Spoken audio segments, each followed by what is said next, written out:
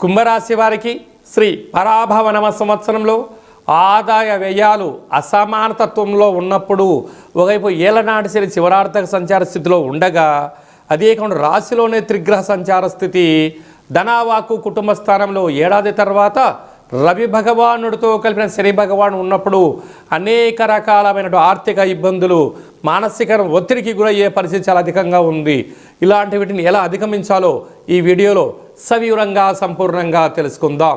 కుంభరాశిలో ఏ నక్షత్రాలు వస్తాయనగా ధనిష్ఠా నక్షత్రంలోని 3వ పాదం 4వ పాదం శతభిష నక్షత్రంలోని 4 పాదాలు పూర్వభాద్ర నక్షత్రంలోని 1, 2, 3 పాదములు కలిపితే కుంభరాశి. రాశాధిపతి శని భగవానుడు.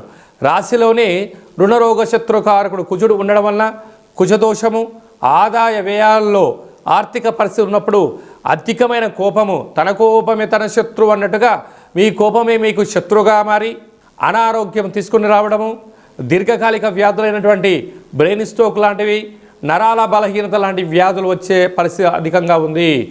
ధనవాకు కుటుంబ స్థానంలో ఆత్మకారకుడు రవి ఆరోగ్యకారకుడు శని భగవానుడు ఉండడం వలన మీరు ఎన్నో రకాలుగా బాధలు చూశారు. కానీ ఇలాంటి కాల సమయంలో ఇది పరీక్షా కాలము అని చెప్పి గమనించగలగాలి.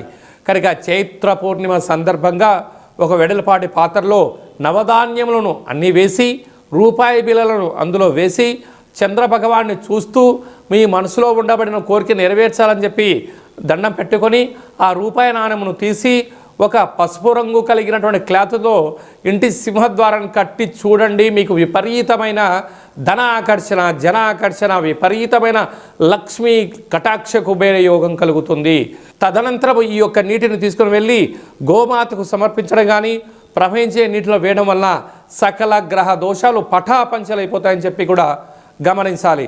కాళాష్టమి సందర్భంగా కాళభైరవ స్వామికి స్మరణ కుక్కకు కాకికి ఆహారాన్ని ఏర్పాటు చేయడం వల్ల సకల దోషం తొలగిపోతుందని చెప్పి గమనించాలి.